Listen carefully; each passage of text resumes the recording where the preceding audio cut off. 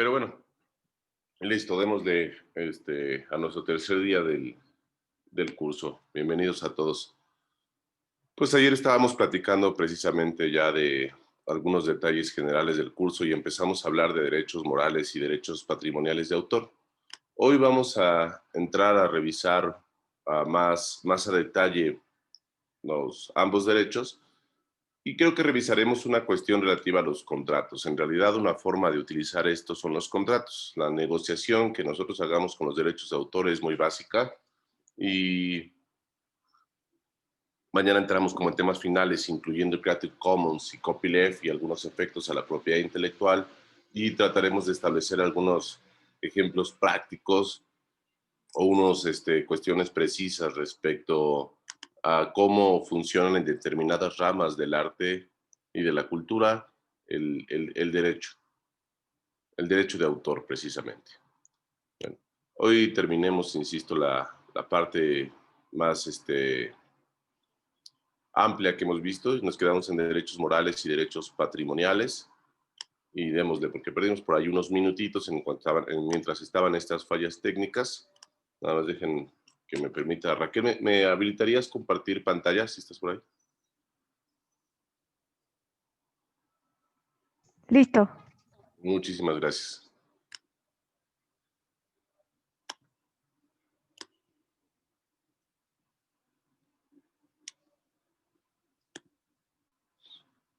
Ayer nos quedamos un poco en esta discusión de derechos morales y derechos patrimoniales y estábamos platicando precisamente o de una forma muy general en realidad lo que se trataba en los derechos patrimoniales y los derechos morales. Creemos que los derechos morales se estaban muchísimo más centrados en el reconocimiento del autor, en la autoría, mientras todas las discusiones sobre los derechos patrimoniales eran las centrales cuando hablábamos de derecho de autor.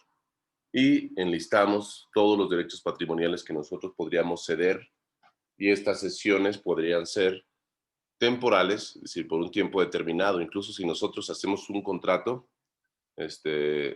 perdón, no alcanzo a ver su chat, o el mouse. Nada más estoy corroborando los nombres para las constancias. Ah, perfecto.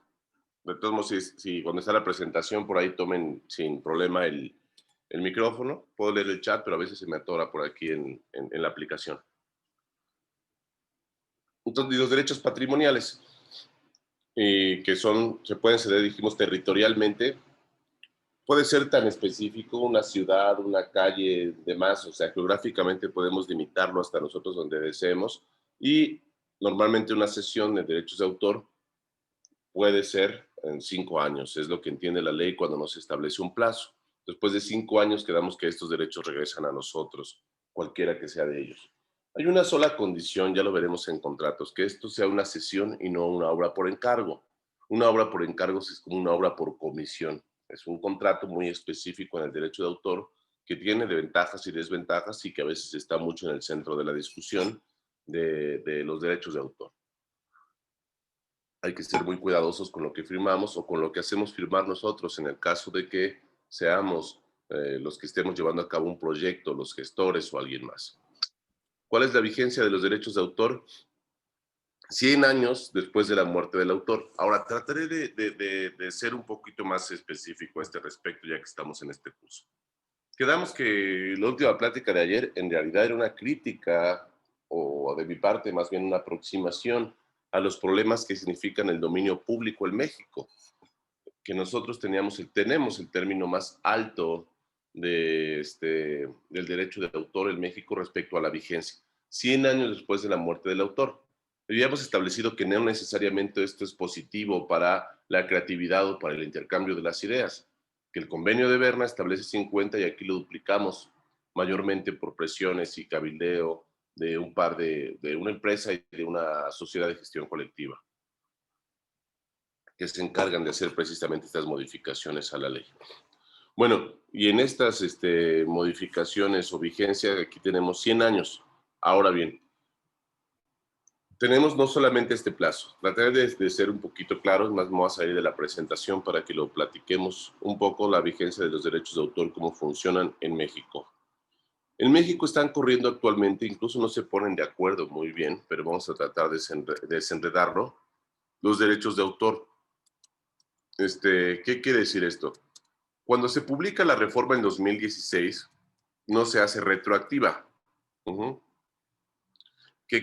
Esto significa que a partir del 2016, ajá, no empiezan a contar estos 100 años. Antes de 2016 tenemos una cantidad distinta de derechos que van a estar surgiendo. Por ejemplo, en México podríamos tomar que de 2016 hacia adelante son 100 años, pero hacia atrás, de 2016 hacia atrás, tenemos varios términos corriendo. Entonces tenemos que analizar perfectamente cuál fue el día de fallecimiento exacto del autor, ujú, para nosotros poder determinar si la obra ya pertenece al dominio público o todavía no pertenece al dominio público. Nosotros podemos utilizar, o cuando escuchamos normalmente, escuchamos que el término de 100 años es de manera general, pero, insisto, esto es mentira por principios de retroactividad de la ley. Al ser una materia administrativa, ajá, les voy a decir como los tres términos, ¿no? Por ejemplo, obras que entraron en dominio público en México 50 años después de la muerte de los autores es aplicable para fallecidos antes del 1 de enero de 1944. Ujú. Y obras que entraron en dominio público en México 75 años después de la muerte de los autores, aplicable a los fallecidos antes de el 23 de julio de 1928. Y obras que entran en dominio público en México 100 años después de la muerte del autor, perdón, me equivoqué la fecha, a partir de 2003 a 2016, con carácter no retroactivo. ¿Lo ven? Entonces, tenemos estos tres términos corriendo, tenemos que revisar exactamente cuál fue el día o el fallecimiento del autor, pero podríamos establecer que autores por ahí de 1944, más o menos, tenemos obras en dominio público y después tenemos obras 100 años y 75. Entonces tenemos tres términos ahí corriendo. Esto está, insisto, a discusión. Incluso los teóricos no se han puesto exactamente de acuerdo cómo corre el dominio público. En este caso, pues les recomiendo ahí que hagan un acto de fe y por ahí utilicemos obras alrededor de 1944 hacia atrás, consideremos que están en dominio público, pero hay tres términos corriendo. Aquí lo ideal, desde mi punto de vista, y bueno para incluso y hacer sano a las empresas creativas, culturales, circular conocimiento, crear nuevos proyectos y permitir también que la economía tenga un vigor mucho más amplio de manera general y no solamente sea beneficio para dos o tres empresas por sector de las artes. Yo creo que una lucha de cualquier persona que está trabajando en la cultura y en el arte sería hacer que regrese el término establecido por el convenio de Berna, que sean 50 años después de la muerte del autor, aplicable ya de manera general sin tener estas condiciones, ¿no? Aquí dice, en caso de que los hijos de algún artista deseen que se libere el dominio público después de su muerte, ¿se puede? Sí se puede, digo, sigue siendo complejo porque es lo que hablaremos con Creative Commons, pero normalmente estas obras a los hijos, a los primos o a los tíos, a quien es el heredero, no todas tienen esta vigencia o esta importancia. Entonces muchas veces encontramos que hay obras como denominamos huérfanas. Como es un término tan largo, resulta que todavía están protegidas por el derecho de autor, pero no, o sea, están protegidas por el derecho de autor, pero no tenemos o no sabemos quién es quien puede ostentar la titularidad de estos derechos. Es un término bastante, es algo bastante complejo. Y más con 100 años, la mayoría de las obras pues ya no alcanzamos a verlo. Como ven, eso está dirigido para las grandes obras que logran permanecer, ya sea por su importancia comercial o como platicamos ayer, tal vez canónica, pero la mayoría de las obras no alcanzan este grado comercial ni canónico para que tengan esta protección. También no se puede hacer una división respecto a eso, a la importancia comercial o el canon de una protección por el derecho de autor. Por lo tanto, lo ideal sería, creo que lo justo, atendiendo a la temporalidad, atendiendo a lo que nosotros establecimos, que la originalidad tal cual no es o no existe así, sino que todos participamos de una creación humana y debería ser un beneficio para todos, debería reducirse ese término, ¿no? Soy insistente en este tema porque es uno de los grandes problemas que tenemos en el derecho de autor en México, el, la temporalidad de la protección. Debería modificarse lo antes posible en beneficio de todos. Ustedes, estudiando gestión cultural, se podrán imaginar la cantidad de obras y proyectos y empresas que ustedes podrían gestionar si tendríamos la ventaja que el derecho de autor entrara en dominio público. Y la vía que nos está preguntando Iracema, pues precisamente son los Creative Commons o el copyleft, los que nos permitiría liberar estas licencias, porque son efectos de la propiedad intelectual. Ujú. Bueno, eso es en término, pero ahorita digamos que lo ideal es, si les llegan a preguntar cuánto duran los derechos de autor en México, pues bueno, son 100 años después de la muerte del autor a partir del 2006, pero 100 años es la regla o es la generalidad de esta vigencia.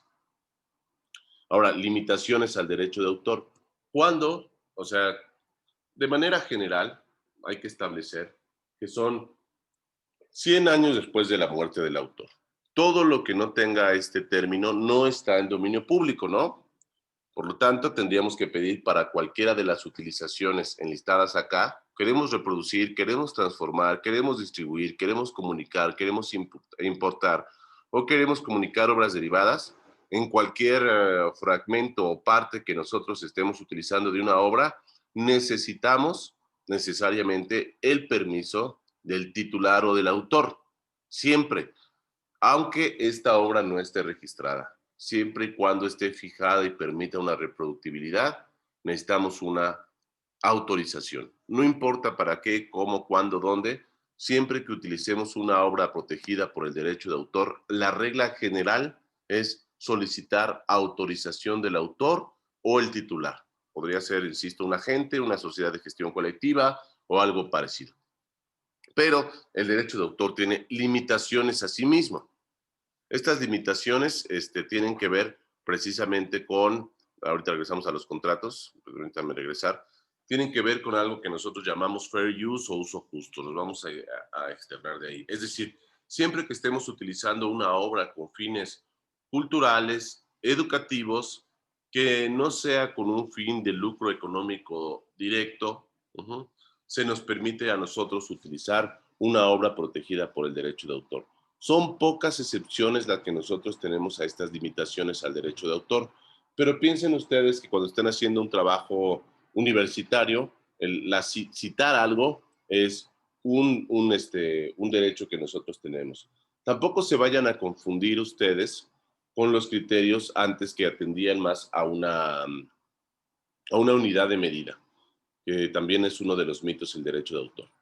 Platicamos, creo que en la primera sesión, un poquito al respecto.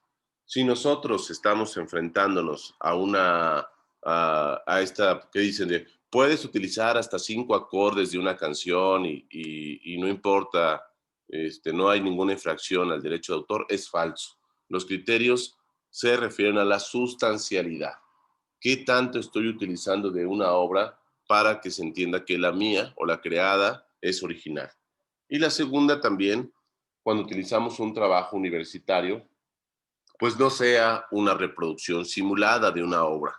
Les voy a poner un ejemplo ahí real que a mí me pasó cuando daba clases en la universidad, que les contaba precisamente en la carrera de gestión cultural y en la de producción de espectáculos, gestión e investigación de la cultura. Alguna vez me llegó un trabajo y decía, no sé, creo que podemos escuchar la idea del siguiente autor para poder nosotros entender más sobre el problema. Habría comillas. Y no sé, 3 o 4 o 5 líneas del autor. Y luego regresaba, cerraba las comillas y ponía un texto otra vez entre comillas propio, porque lo que decía era, yo estoy a favor del autor y creo que debemos analizar más estas líneas de trabajo porque lo que está estableciendo es muy interesante y estoy de acuerdo. También llegó a mencionar algo como esto y vuelve a abrir comillas, ¿no? Y el autor vuelve a poner el contenido. Sobre esto también estoy de acuerdo, creo que tenemos, y se fue así como todo su trabajo. Le había dicho que su trabajo en realidad no era original y que se tendría que considerar estrictamente como un plagio, ¿no? Digo, la palabra pesa mucho, pero una reproducción simulada. ¿Qué quiere decir esto? Que en realidad no había dicho nada. Me comentaba el alumno, oye, pero es que lo estoy poniendo entre comillas, incluso estoy citando en sistema APA, y mi ensayo no estoy plagiando absolutamente nada, todo está perfectamente bien citado, mi bibliografía está en orden alfabético, mis comillas, etcétera, etcétera, sí, pero no tenía una sola idea propia, ¿lo ven? O sea, no había una, una estructura respecto a esta idea propia, no estaba contemplando esta idea propia. Eso se entiende como una reproducción simulada, ¿no? Estamos, aunque nosotros utilicemos la comilla, estemos contemplando los derechos morales y los derechos patrimoniales de autor, no estamos expresando una idea propia. Esto lo que nos permite las limitaciones al derecho de autor es utilizar obras sin solicitar permiso al autor. Insisto, la más clásica es lo que ustedes entenderían como el fair use o uso justo, que es utilizar una parte de la obra, pero que no sea, que no altere esta cuestión de sustancialidad que les estaba contando, que no tenga un lucro económico directo y que los fines de ella sean educativos y culturales. En la actualidad también se está discutiendo eliminar estas limitaciones al derecho de autor y absolutamente todo tenga que ser pagado.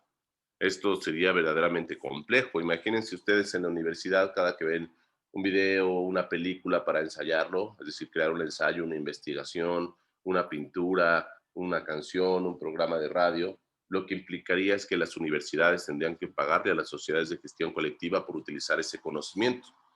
Vean el peligro que tenemos al no tener un equilibrio entre estas limitaciones y entre el pago justo a los autores, porque en realidad se tiene que hacer un pago a los autores. Estas limitaciones ahorita también están en el círculo de la discusión en derecho de autor.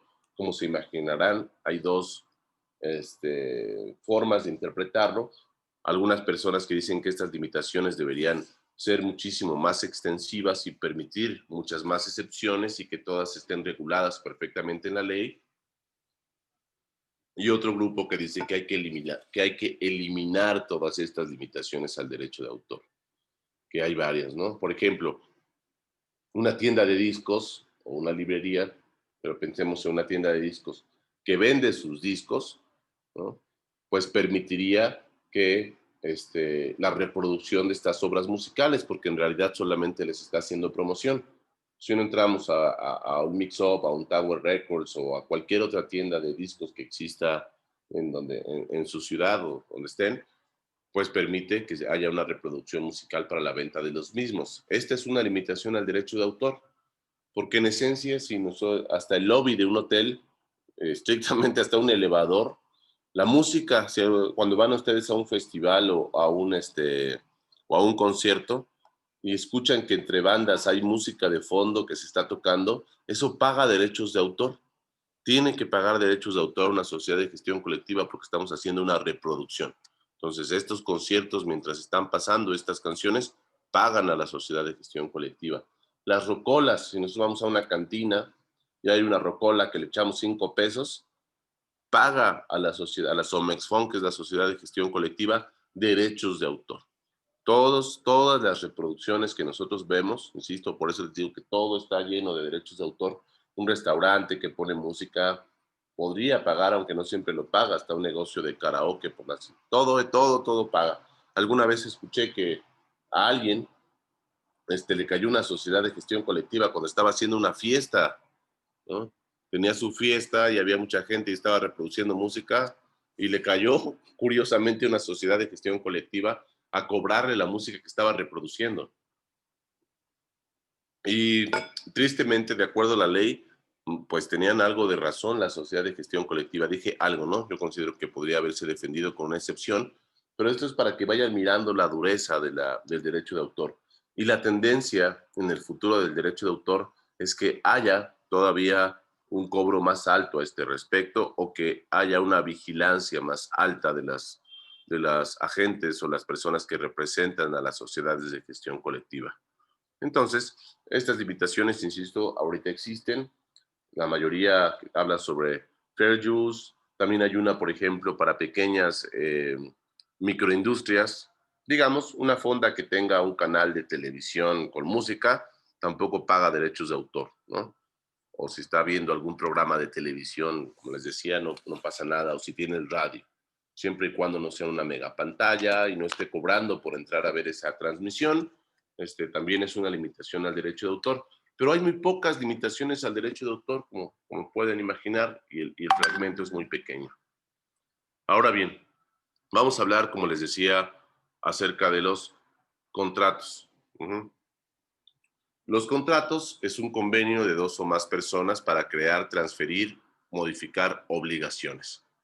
Y los convenios que producen o transfieren las obligaciones y derechos toman el nombre de contratos. Para que exista un contrato debe haber tres elementos esenciales, que son estos tres. No solamente en derecho de autor, esto les funciona para cualquier negociación. Otra vez les recuerdo, aunque hay mayoría aquí que están haciendo la carrera de gestión cultural, en realidad se encontrarán, y también todos los que están haciendo cualquier otra cosa, nosotros vivimos constantemente con una cuestión de los contratos, ¿no?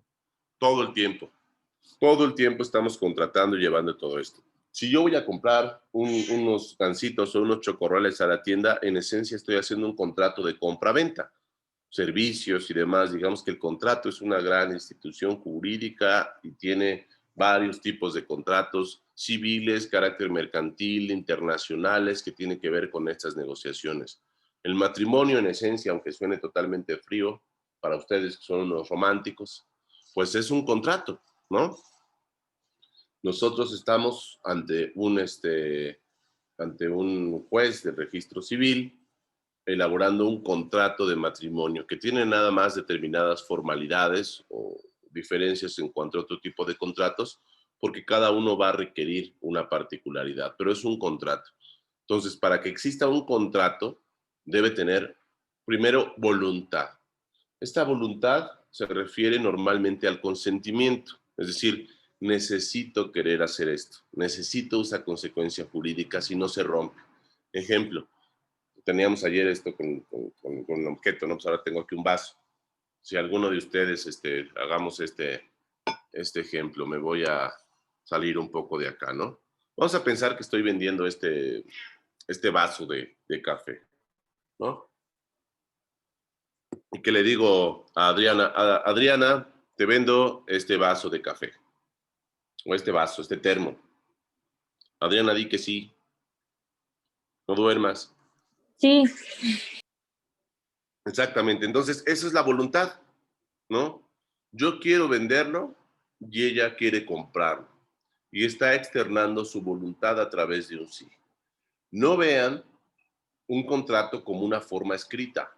Un contrato también puede perfeccionarse, es decir, hacerse perfecto, es un término jurídico, es decir, que se cumple, ¿no? Que ya obliga a las partes con, primero, el consentimiento. Al momento que me dice que sí, ya tenemos la primera parte que es la voluntad. Esta voluntad, insisto, hay muchísimas teorías jurídicas, puede ser tácita, puede ser escrita, necesita una expresión de la voluntad normalmente. En este caso, el sí, ya tenemos un contrato. ¿Qué nos faltaría? Que tenga consecuencias jurídicas. ¿Qué quiere decir? La consecuencia jurídica va a ser la transferencia de la cosa. Es un sí, la consecuencia jurídica es que ella va a tener la propiedad de este termo ahora, ¿no? Dice que sí, hay una transferencia, vamos a pensar que nos ponemos de acuerdo en el precio, en las demás cosas y en la entrega, pero en realidad desde el momento en que me dice que sí, nosotros ya tenemos un contrato perfecto y si yo no cumplo con esta venta, en realidad ya podría ir a reclamar ante un juez, ¿no? Que no le vendí este vasito. Es un exceso, pero es real, es legal lo que les estoy diciendo. Y lo tercero que tenemos es que tenga reconocimiento legal. Todo contrato debe estar no prohibido por la ley, debe tener un reconocimiento. La mayoría de los contratos entonces se llaman típicos porque están tipificados en la ley. Eso se le llama a la mayoría de los contratos. Puede haber contratos atípicos que no estén tipificados en la ley, pero que sean legales, como el contrato de know-how, que no se establece muy bien en la ley, pero que puede tener cierta validez, o determinados contratos que no están todas sus partes tipificadas, pero que no dejan de ser legales. Pero vamos a imaginar que a Adriana le digo, y esto es una, no sé, este es un vaso de, no sé, algún estupefaciente, ¿no? Marihuana, está lleno de marihuana. Oye, Adriana, te vendo este, este termo lleno de marihuana. Claro. Ah, Bueno, ya se emocionó más, pero quiere decir que hay una voluntad, ¿lo ven? Primero, hay una consecuencia jurídica. Le voy a trasladar la propiedad de este termo con marihuana, pero no hay un reconocimiento legal. Al no haber un reconocimiento legal, aunque existan los otros dos elementos, el contrato es inexistente. Ella no puede llegar ante un tribunal a decir, oye, le pagué por mi vaso con mi termo con marihuana y no me lo entregó. Le van a desechar cualquier demanda al respecto, porque no tiene validez legal. Como ven, primero parte desde, vamos a pensar al principio que habían dicho, te vendo este vaso, y me han dicho, no, se termina, ¿no? O sea, no tiene ninguna ya parte que reclamar dentro del contrato. Entonces, tendríamos nosotros que mirar cuáles son las necesidades o cuáles son las legalidades que sobre la transferencia de este contrato, ¿no? Entonces tengan ustedes en cuenta que estos tres elementos, voluntad, consecuencias jurídicas y reconocimiento legal, les va a funcionar no solamente para entender un contrato en derecho de autor, sino para todos los contratos. Y siempre que ustedes partan a alguna negociación como gestores para un proyecto o para un trabajo con alguien, una prestación de un servicio o cualquier cosa que les ocurra, como una colaboración, como etcétera, etcétera, etcétera, una coproducción audiovisual, una coproducción teatral, una, una edición de un libro, lo que sea, debe encontrar estos tres elementos que ustedes tienen que negociar. Una negociación, como ustedes escuchan, parte de, primero, tratar de obtener el sí de alguien, ¿no? O sea, eso es negociar el sí. Una consecuencia jurídica, o sea, nosotros queremos obtener algo y dar algo al respecto. Eso es lo que nos va a generar una consecuencia jurídica. Y el tercero es un reconocimiento legal. Si nosotros tenemos esas tres cosas claras en la mente cuando nos estemos con alguien para elaborar un proyecto, para gestionar un proyecto de arte y cultura, va a ser muchísimo más claro lo que podemos obtener y no vamos a perder muchos tiempos o muchas semanas en una negociación que en serio resulta de lo más común que esto suceda. ¿Está bien? Queda claro aquí hasta dónde vamos con lo del contrato. Si no, insisto, siéntanse en la confianza de hacer una pregunta e interrumpir, aunque siento que esto es útil, pero bastante general. Ahora bien, entonces quedamos que para que exista un contrato debe tener voluntad, consecuencias jurídicas y reconocimiento legal. Con eso, nosotros ya tenemos un contrato. Hacemos un contrato cuando vamos a comprar unos chocorroles a la tienda, hacemos un contrato cuando nosotros arrendamos algo, pero vean, no todos requieren una forma escrita. Como el comprar unos chocorroles, tú no vas a llegar a los chocorroles y decirle que no hay contrato porque no te entregó un papel, ¿no? Es mentira. Este contrato se perfecciona oralmente. Ahora bien, regresemos a los derechos de autor. Los únicos, ahí me comí una S, derechos que se pueden transmitir contractualmente son los derechos patrimoniales. Los derechos patrimoniales. Estos derechos patrimoniales son los que necesitamos anteriormente, ¿no? Pero aquí voy a ver qué dice la Ley Federal de Derecho de Autor. Contratos de derecho de autor. Porque en realidad un contrato de derecho de autor consiste en autorizar o en prohibir. Entonces, esto es lo que nos dice la ley. Estoy viendo las fracciones que nos está estableciendo la ley. ¿Qué se puede autorizar o prohibir? El primero, y quedamos que siempre es como la parte que genera mucho más, pues obviamente ganancias y por lo tanto ha generado más discusiones al respecto, es la reproducción. La reproducción es lo primero que nosotros podemos autorizar o prohibir a través de un contrato establecido por el derecho de autor. Lo segundo es la comunicación pública, representación, recitación y ejecución pública, la exhibición pública y el acceso al público por medio de la telecomunicación. O sea, incluso unas cuestiones de transmitir algo por internet que tengan que ver con derecho de autor, necesitamos la autorización de un tercero. Si nosotros queremos exhibir una fotografías en una galería, necesitamos una autorización de un tercero. Incluso, si Tengo nosotros, una duda. claro, Por ejemplo, no sé, en el caso de que yo quisiera una canción, digamos, de cierto artista y digamos que los derechos patrimoniales los tiene pues la disquera, ¿no? Pero, no sé, yo conozco al artista y le digo, oye, pues quiero usar tu canción en un video y el autor me dice, ah, sí, o sea, él sigue teniendo la personalidad legal como para cederme o darme permiso para utilizar su música o la disquera tiene que intervenir en esto. normalmente en lo que estás platicando ya es la disquera a través de una sociedad de autores y compositores, en este caso es una sociedad de gestión colectiva donde se conglomeran todos los editores, pero siempre, como te decía, hay excepciones a la regla y hay que analizarlo bien. Hay que ver en qué tipo de disquera grabó, si es una disquera muy comercial, si es independiente o cómo llevó a cabo esta grabación. Y recuerda que todos hay derechos conexos y el productor de esta grabación también tiene derechos y la discográfica, pero la generalidad, Lluvia, es que la discográfica, a través de una sociedad de gestión colectiva, sea quien te va a ceder estos derechos. En este caso, imagino que la Sociedad de Autores y Compositores, la SACUM, a través de su Departamento de Derechos Mecánicos, sea quien lleve a cabo estos actos. Eso es lo general, ¿no? Por eso, Este, ajá. yo también tengo una duda. Mm. Por ejemplo, hace poco trabajé con unos compañeros de cinematografía y ellos Sí, querían hacer un video de una canción de un artista que ya había fallecido. sí. Entonces, ¿los derechos de autor los tiene la sociedad o los sigue teniendo la disquera que en su momento lo sacó o cómo? Así es. En caso de él, si ya falleció, lo tienen sus herederos, ¿no? Quien sea. Ok. Pero, insisto, si está en una disquera, normalmente sus herederos pertenecen también a esta sociedad de gestión colectiva, que normalmente es la SACOM, aunque haya otras, ¿no? Para la sincronización o los derechos mecánicos. Entonces, la sociedad de gestión colectiva, no siempre, pero puede ser que tenga los derechos.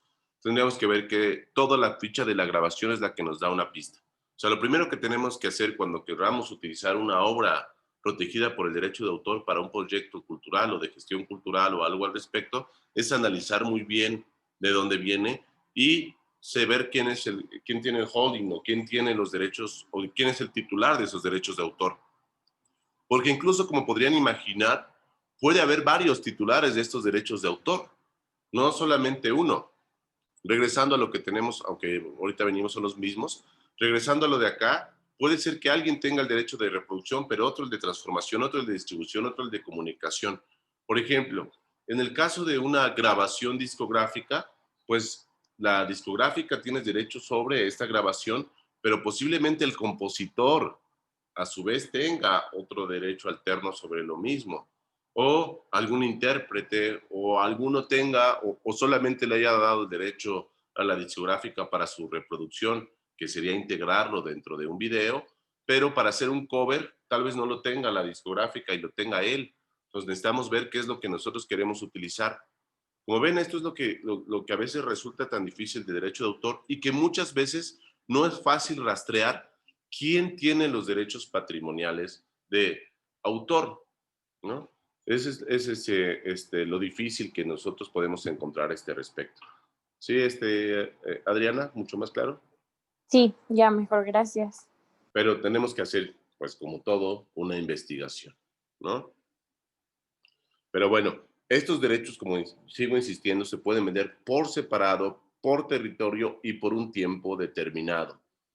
Reproducción primero, comunicación pública, estrictamente para que vean el derecho de autor y se imaginen, y en unos países sucede, si hay una persona tocando covers de grupos de rock de los 80 en la calle y está recibiendo dinero por parte de los transeúntes o peatones que pasan alrededor, tendría que pagar una regalía a los autores que le está interpretando.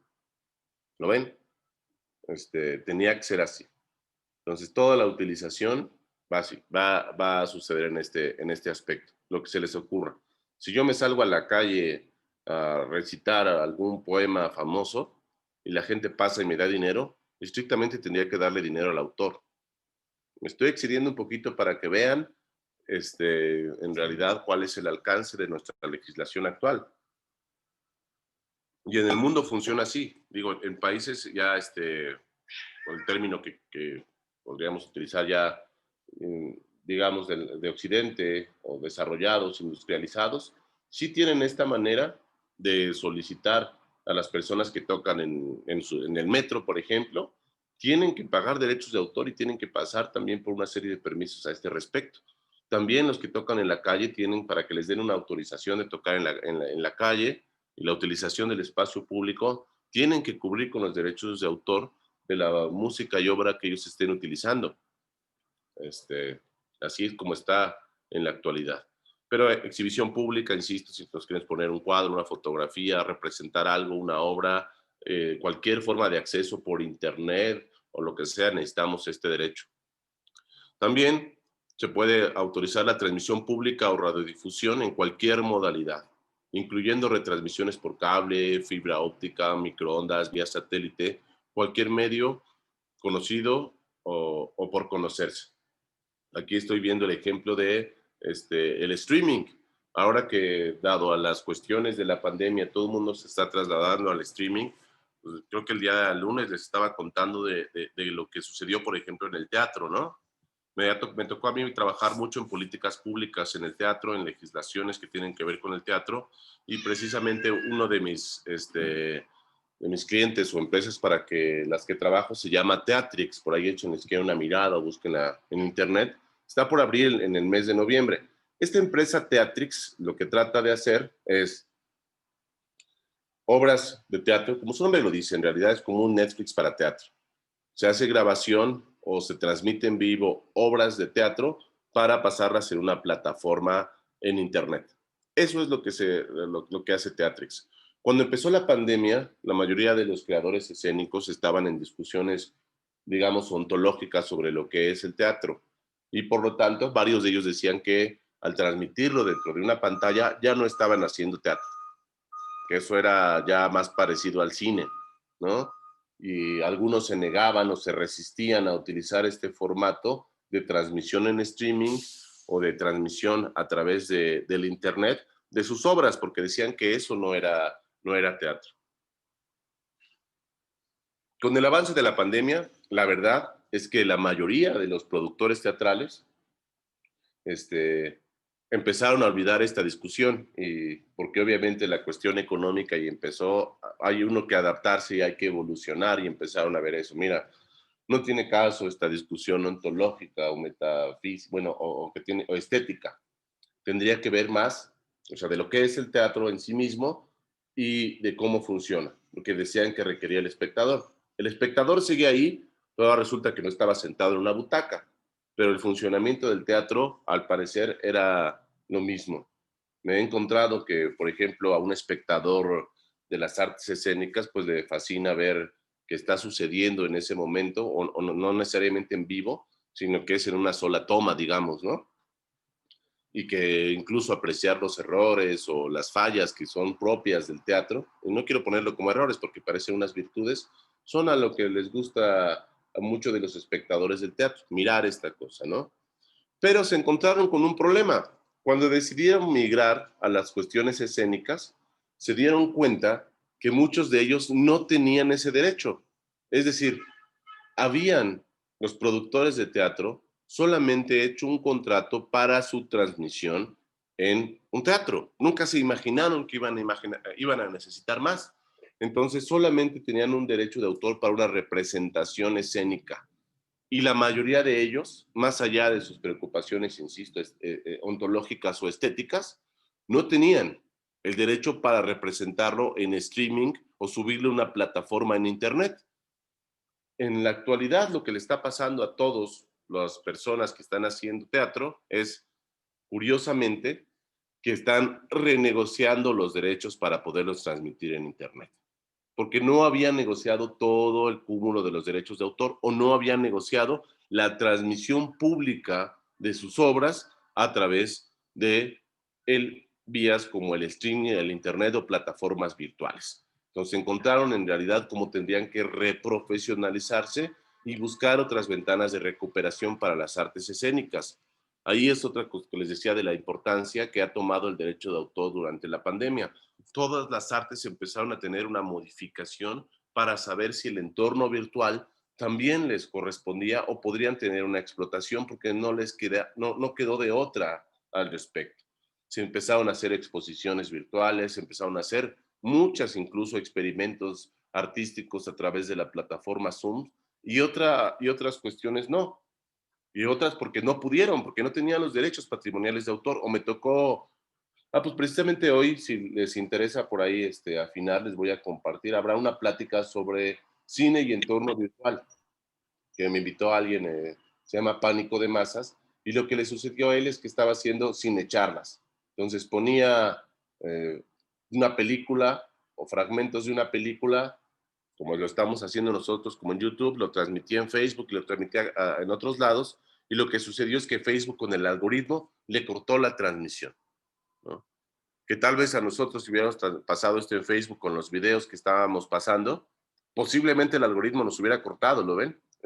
Porque estábamos utilizando, aunque sea por la cuestión educativa y por nuestras modificaciones, nos hubiera cortado la transmisión, porque el algoritmo no pregunta si estamos dentro del fair use o limitaciones al uso justo. El algoritmo solamente detecta una canción que pertenece a una editora y bolas. A él y él incluso una película. ¿Saben cuánto le duró su transmisión? 5 minutos. No duró más de 5 minutos la transmisión que estaba haciendo vía internet. Entonces vean cómo están pasando muchísimas cosas en la actualidad para la modificación o la utilización de los derechos de autor. En este caso, insisto, la transmisión pública, no se tenían esos derechos para las artes escénicas. ¿Qué tal se puede autorizar a prohibir, como platicamos, la distribución, la importación, la divulgación de obras derivadas y en realidad cualquier utilización pública?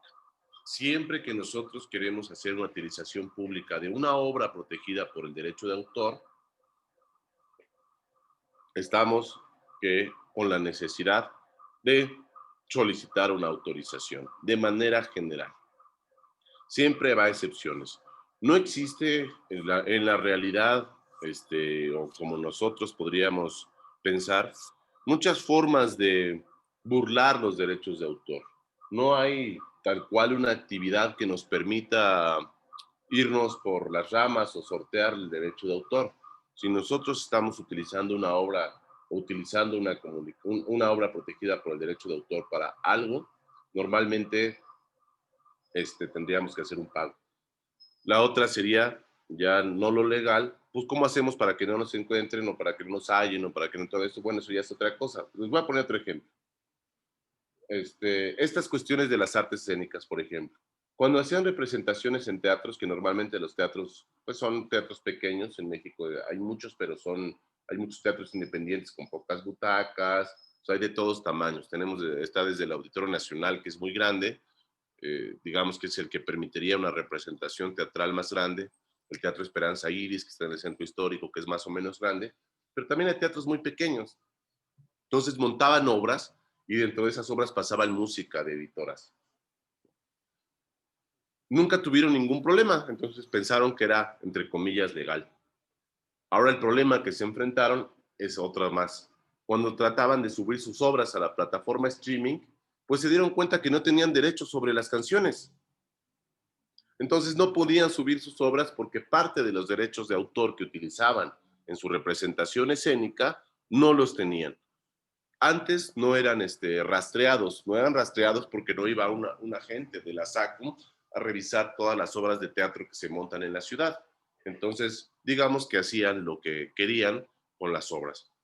Si bien las grandes obras comerciales llegaban a ser cerradas, algunas como alguna vez que trataron de montar una obra homenaje a Juan Gabriel con su música, les clausuraron en 2 segundos. Y algunas otras más. Pero la mayoría de las obras de teatro no tienen esta ventaja comercial, entonces digamos que sorteaban estas cuestiones. La única manera de nosotros poder sortear estas protecciones del derecho de autor, en realidad serían los Creative Commons o la inteligencia de cómo nosotros podemos utilizar obras que están en dominio público, utilizar obras originales y nosotros empezar a mezclar de acuerdo a la necesidad de nuestro proyecto un manejo eficiente de la propiedad intelectual. No hay, aunque suene a programadores o una cuestión de piratas informáticos del derecho de autor, desde mi punto de vista eso no existe. La ley es muy dura. Yo no creo que eso sea, insisto, no estoy a favor de la dureza de la ley en muchas ocasiones. No hay muchas salidas para las limitaciones al derecho de autor. Debemos tener mucho cuidado y creo que nosotros lo que podríamos hacer, o una obligación de cualquier agente cultural, es trabajar un equilibrio entre los Creative Commons, el copyleft, el dominio público, las obras por encargo, que les conté de ayer cuando nosotros encargamos a algún autor, y también cuando sea necesario retribuir al artista por su trabajo. Eso también no lo olviden, ¿no? Cuando nosotros utilizamos una obra protegida por el derecho de autor, estamos utilizando el trabajo de otra persona. Por lo tanto, lo justo no es tratar de evitar no pagarle a los autores, ¿no? Tendríamos que nosotros tratar de encontrar un equilibrio entre la utilización de los derechos patrimoniales de autor y respetar siempre los derechos morales de autor para que nuestro proyecto de gestión cultural o nuestra empresa cultural y creativa alcance un grado de sostenibilidad que le permita, insisto, cubrir con todo lo necesario. Aquí el problema, y ahí es cuando tal vez estaría de acuerdo, es que no siempre le llega este beneficio a los titulares. Muchas veces estamos hablando de sociedades de gestión colectiva que no siempre le reportan las ganancias al autor, o el autor no las cobra, lo que ustedes quieran pensar o establecer, o que a veces está perdido. Entonces tratemos de encontrar un equilibrio más que de burlar la legislación existente, porque todo esta forma de utilizar el derecho de autor tenemos que hacerlo caminar en forma paralela a nuestro proyecto de gestión. Ahora, puntos específicos en el derecho de autor, ¿no? Primero, de acuerdo a los contratos, todo contrato del derecho de autor, como principio esencial, debe ser por escrito o es nulo. Siempre. ¿Qué quiere decir esto? Quedamos que nosotros cuando vamos a comprar unos chocorroles a la tienda, no necesitamos un contrato por escrito. Con un contrato perfeccionado oralmente es suficiente. En derecho de autor no es así. Nos pide unos detalles extras. La primera es, tiene que ser por escrito. Todos los contratos en derecho de autor tienen que ser por escrito o son nulos. Entonces, si ustedes están trabajando de cualquier parte de los lados de la moneda, se imaginarán que en realidad, si yo estoy desde el punto de vista de la gestión y no firmo un contrato, el que estoy en peligro soy yo, en la intermediación. Si yo soy un artista y no firmé contrato, curiosamente es al revés.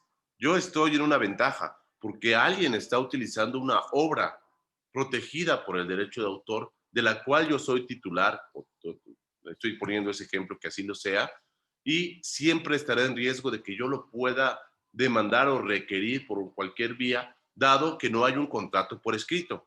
Eso entonces es nulo. Tengan mucho cuidado.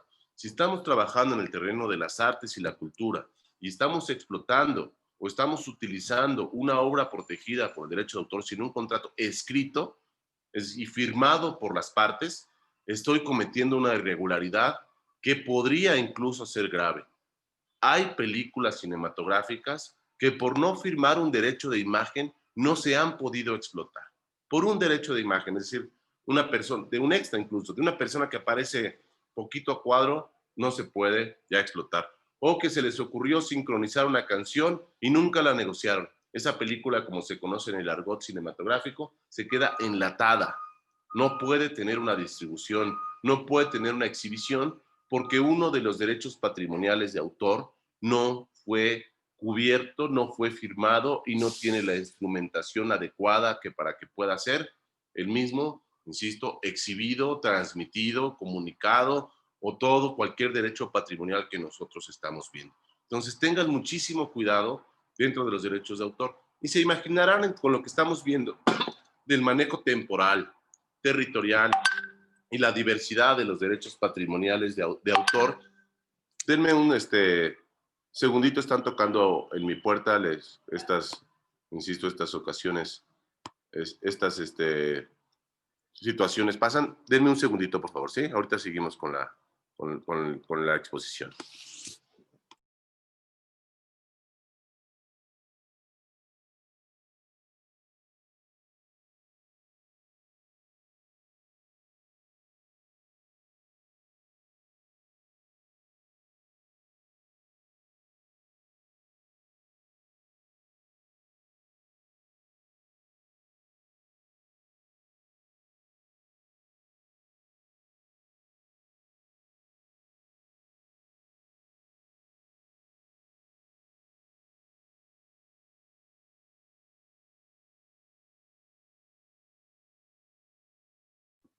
Hola, siguen por ahí. Disculpen la breve interrupción. Podemos continuar, o aprovecharon para irse a hacer un té. Sí, acá andamos. Gracias. Muy bien, muy bien. Vamos bien, no se ha generado una duda. Sé que estoy hablando demasiado, pero insisto, es un mini curso y entre más información nos llevemos, pues muchísimo mejor para todos, ¿no? Pero si de repente sienten que voy muy a prisa o que hay que aclarar algo, o tal vez no es una duda, sino volver a reafirmar algún detalle o algún concepto que quieran, lo podemos hacer, ¿no? Ahorita estamos hablando de la necesidad o de la importancia de los contratos en derecho de autor que sean escritos. Quedamos que si no son por escrito son nulos. Y ustedes desde el punto de vista de la gestión cultural o ustedes también como artistas, intérpretes, ejecutantes o cualquier práctica artística que ustedes desarrollen, deben tener mucho cuidado en la firma de estos contratos. El derecho de autor contempla algo que se llama pro autoris, que es un principio. Es decir, siempre que haya una duda respecto a la interpretación de un contrato, a la utilización de un derecho, y si hay un litigio, se va a, la resolución va a ser en favor del autor. Siempre va a ser en favor del autor. Eso ténganlo en cuenta ustedes, insisto, desde la gestión cultural. Si hay algo que no quede claro, alguna negociación que no tengan por escrito o algo que con un autor tengan algún problema, siempre se va a fallar, si el fallo va a ser en favor del autor. Ese es el principio del pro autoris, porque como vemos, viene desde los derechos humanos, los derechos de autor. Por lo tanto, debemos tener muchísimo cuidado en cómo nosotros estamos trabajando con la propiedad intelectual y el derecho de autor de alguien más, porque siempre vamos a estar en una condición de desventaja. Desventaja en el sentido de que si nosotros no tenemos la claridad, podríamos tener un peligro en cuanto a la aplicación. Entonces, el primer principio que establecimos es que debe ser por escrito. Si no es por escrito, es nulo. Lo segundo que tendríamos que revisar muy bien respecto a los contratos del derecho de autor es que toda transmisión debe ser onerosa y temporal. Esas dos cuestiones son las siguientes que tenemos que revisar en nuestro contrato. ¿Qué quiere decir que sea oneroso? Pues que no podemos establecer ningún contrato de tipo gratuito en derecho de autor. No hay contratos en los que, ¿sabes qué? Mi cuate me va a regalar una canción para sincronizarla dentro de un cortometraje que estamos realizando en la escuela. No se puede, porque esa transmisión tiene que ser onerosa. Es decir, siempre tengo que darle algo a favor al autor o el titular. No hay contratos gratuitos en derecho de autor. Tiene que haber una contraprestación necesaria. Si nosotros no lo hacemos por escrito y no hay una contraprestación, pues también es nulo. Como ven, a todos hilados. Son contratos muy particulares y negociaciones particulares en derecho de autor. Y ahí la habilidad que nosotros tenemos que hacer para establecer presupuestos, para establecer recursos y para establecer una línea de trabajo, porque no puede haber algo que no sea oneroso. Insisto, entre el mundo del hecho y el mundo del derecho puede haber una diferencia. Ustedes me pueden preguntar, sí, pero yo hice un proyecto en el cual no pagamos nada y todo fue por colaboración para los intérpretes. O sí, hicimos un proyecto en el cual un cuate me regaló una canción. Sí, puede ser, ¿no? Pero eso no quiere decir que pertenezca al mundo del derecho. Sí pertenece al mundo de hecho. Es decir, puede hacer, y es muy usual, los contratos de colaboración o a no pagarle a un músico por su interpretación, no pagar un diseño porque te quieren dar a conocer. Todo eso no es una prestación onerosa. Entonces, todos esos contratos en los cuales no haya un pago de por medio son ilegales, ¿no? La segunda que tenemos que establecer en un contrato es la temporalidad. Estos contratos no quedan eternamente los derechos patrimoniales de autor en favor de una persona, sino que una temporalidad tiene que ser establecida. La temporalidad usual establecida dentro de los términos del derecho de autor, les dije son 5 años, pero puede ser 1 año, puede ser 2, pueden ser 3, o no puede ser más de 15, pueden ser más de 5, si la inversión que nosotros pusimos para la explotación de esa obra protegida por el derecho de autor es muy amplia, ¿no? Ahí puede haber un contrato muchísimo más largo por lo que yo pagué, por lo que me toca implicar, por lo que habré hecho al respecto, puede ser más largo de 5 años, pero lo usual es que sea menos de 5. Después, además debe prever una participación proporcional en los ingresos, es lo que nosotros entenderíamos como una regalía.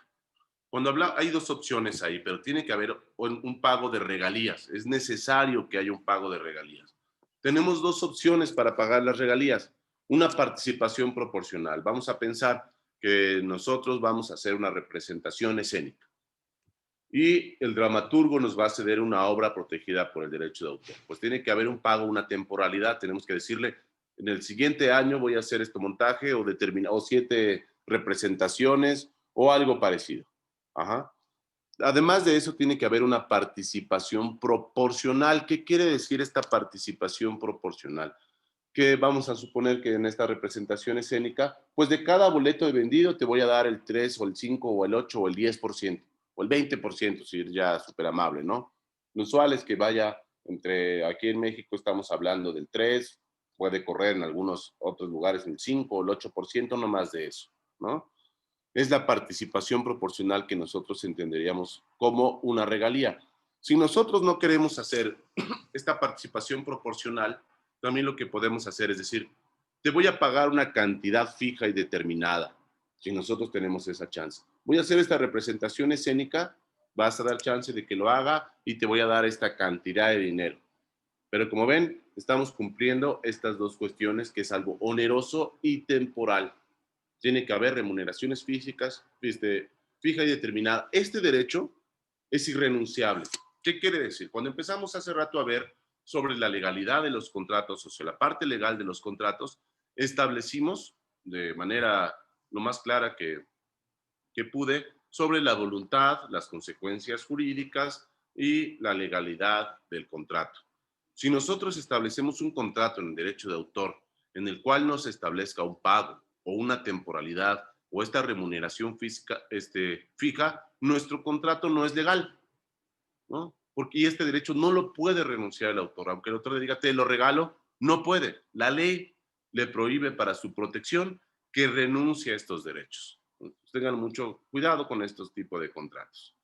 Y como les decía, deben ser por escrito o serán nulos. Eso apúntenlo muy bien porque es uno de los primeros errores. Y uno de los segundos errores comunes que creo que les puedo recomendar, yo sé que un especialista, y no hay tantos especialistas en propiedad intelectual, que puede resultar a veces también muy caros un abogado en propiedad intelectual, pero tengan mucho cuidado cuando bajan machotes de internet. Los mayores problemas que me ha tocado desenredar, traten de acercarse por ahí a algún especialista en lo posible. Los mayores problemas que nosotros tenemos respecto o que tratan de desenredarse, es cuando alguien baja un machote de internet, porque en realidad acaba atorándose más que beneficiándose. Porque regresando aquí a la tabla, imagínense que ustedes bajan un machote de internet, pero este machote de internet entiende que el derecho de autor son todos los de la columna derecha. Entonces muchas personas bajan un contrato o un machote por internet y ceden todos sus derechos de manera exclusiva a nivel mundial, sin limitación de territorio, y en realidad te hiciste un autoatorón, ¿lo ven? Porque cediste todo a una persona de manera exclusiva. Y después ya aunque quieras cláusulas de reconducción, pagos de regalías que no son adecuados de acuerdo al mercado, etcétera, etcétera, etcétera, y te acabas atorando. Entonces tengan muchísimo cuidado e investiguen muy bien cuál es el derecho que quieren contraer o bien cuál es el que van a ceder. O la otra, vamos a pensar que nosotros estamos elaborando un proyecto, como ustedes desde la gestión cultural, y que en realidad su proyecto es hacer reproducciones de artistas contemporáneos en cliché, ¿no? Y queremos nada más hacer 10 reproducciones de alguna fotografía o de una obra de arte contemporáneo. Pero en vez de comprar el derecho para 10 reproducciones, le compramos los derechos de transformación, distribución, comunicación, importación, comunicación de obras derivadas que ni siquiera nos servían y que no vamos a utilizarlos, y ya le pagamos al autor también por ellos. Cuando lo único que necesitamos era circunscribirlo a la reproducción de 10 obras en cliché y a través de ello percibir una participación al autor, una regalía y una temporalidad. O, insisto, hay bastantes formas de manejarlo. Puede ser 10 obras o puede ser que nos hubiera dado el derecho por un año a hacer reproducciones distintas de sus obras. Entonces, esas son las maneras que tendríamos que nosotros contratar desde un proyecto de gestión cultural para que sea útil y para que no nos hagamos el harakiri, como le que estaba diciendo. Lo usual, insisto, es que sea por un plazo de 5 años y no más de 15, salvo que su naturaleza así lo requiera. Es decir, nosotros estaríamos platicando que hay una inversión muy alta en este derecho. Pero 5 es lo usual. Muchas veces hasta se necesita 1, o a veces hasta con algunos meses es suficiente, o a veces hasta con un solo evento, pero tenemos que establecer la temporalidad. Si no, en cualquier legislación del mundo, como les decía, este contrato nos lo pueden echar abajo, es nulo y no nos sirvió absolutamente de nada lo que hicimos a este respecto. Vamos a poner un ejemplo del contrato de representación escénica, que es uno de los contratos que podríamos revisar. En este caso, el titular concede el derecho de representar o ejecutar públicamente una obra literaria, musical, dramática, de danza, etcétera, por una contraprestación pecuniaria, y el empresario se obliga a llevar a efecto esta representación. Es decir, en este caso, cuando hablamos de una contraprestación pecuniaria, estamos hablando de un pago en efectivo, en dinero. Aquí no podemos darle, oneroso no se entiende con cualquier otro tipo de prestación. Es decir, cuando hablamos de una cuestión, algo en favor del autor, lo vemos en las ediciones, ¿no? Muchas veces al autor, por ceder un cuento, un poema dentro de una autología, su prestación es que le den 10 ejemplares o 5 ejemplares. Pues ya hay una contraprestación en su favor. No muy justa que digamos, pero ya es algo oneroso. Es decir, ya le están dando algo a favor y cumple con el aspecto de la ley. En caso de una representación escénica que se va a ejecutar públicamente, necesitamos que esa contraprestación sea en dinero. No podemos pagarle con boletos, no podemos pagarle con un pastel, no podemos pagarle con una caguama, tenemos que pagarle con dinero. Es lo que nos pasa con un contrato de representación escénica, contrario a otro tipo de contratos que están regidos por el derecho de autor. Entonces, para ejecutar públicamente el contrato de representación escénica, nos pediría esto. ¿Qué más? Vean, aquí, como una representación escénica normalmente es por temporadas, si no queda asentada la temporalidad para un contrato de representación escénica, se entiende que es por un año el que nosotros vamos a llevar a cabo la representación. Porque usualmente las temporadas duraban un año, ahora sabemos que se ha modificado el mercado de las artes escénicas como todo, y normalmente lo usual es que sean de 5 a 12 representaciones. Una temporada es lo que dura y es lo que se negocia dentro de un contrato. Si nosotros no ponemos este detalle de 5 o 12 representaciones, estamos obligados a representarla un año, ¿no? Y lo que tenemos que hacer es asegurar la representación en condiciones pactadas, garantizar al autor el acceso gratuito a la misma y satisfacer la remuneración convenida, es decir, hacerle un pago que pueda acceder y que su obra sea representada como él la proyectó en la escritura de la misma. ¿Qué recomiendo? Vamos a ver aquí un pequeño decálogo respecto a esta cuestión de la contratación. Primera es un respeto a la libertad de creación y expresión. La segunda, respetar los derechos morales del artista, es decir, siempre que nosotros utilicemos una obra protegida por el derecho de autor, aunque sea por fair use o uso justo, es necesario que contemplemos o le demos sus créditos como creador. La tercera, pues todo sea confianza, lealtad, transparencia. Entre más equilibrado sea el contrato entre las partes, es muchísimo mejor. El autor se siente confiado o el titular se siente confiado y nosotros vamos a poder recibir un mayor beneficio. Difundir la obra del artista, ¿no? Tampoco no agandallarse. Pongamos otro ejemplo de los contratos. Vamos a imaginar que más allá de para que vean también cómo se va dividiendo los derechos de autor. Ahorita pongo el ejemplo, me recuerdan lo del contrato de artes visuales, ¿no? Que el contrato sea por escrito, cumplimiento de los derechos económicos del artista, es decir, retribuir la relación del autor con el empresario o el intermediario, establecer una remuneración económica, destinar siempre una parte para producción y apoyo a la investigación. Necesitamos que la investigación forme parte siempre de un proyecto cultural y estar generando investigación al respecto.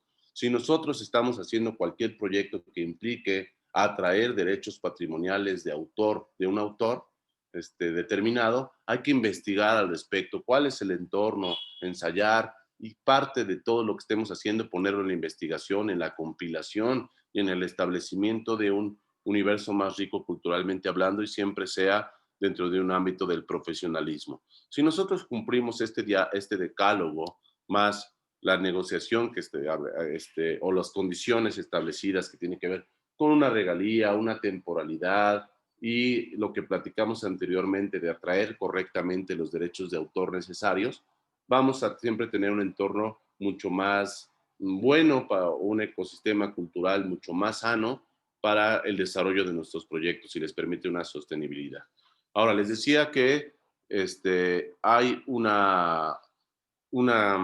ahí está el correo electrónico, por ejemplo, si no han tomado nota, y el Twitter del despacho, que tampoco se los había enviado, está en el Actus, pueden copiarlo un poco de aquí o yo lo voy a copiar, creo que para compartírselos ahorita en el chat y seguir la plática. Vamos a poner otro ejemplo de cómo llegar a estas negociaciones útiles y más justas. Normalmente nosotros imaginamos que entre más derechos nosotros atraigamos de un autor, tenemos muchísimas más ventajas al respecto, y eso no necesariamente es cierto. En realidad, lo que nos va a reportar una mayor ventaja es tener tratos justos con el autor. Si nosotros tenemos un trato justo con el autor, nos va a también retribuir un beneficio muchísimo mayor. Voy a poner un ejemplo de las artes visuales que me agrada tratar a este respecto. Con dos cosas, ¿no? Vamos a imaginar que nosotros tenemos una galería de gráfica, o sea, términos de gráfica donde vendemos grabados, dibujos, ¿no? O sea, todo que tiene que ver con un formato gráfico. Y a nosotros nos interesa la obra gráfica de un autor, de Juanito Farías. Entonces queremos hacer un contrato de representación con una galería con Juanito Farías.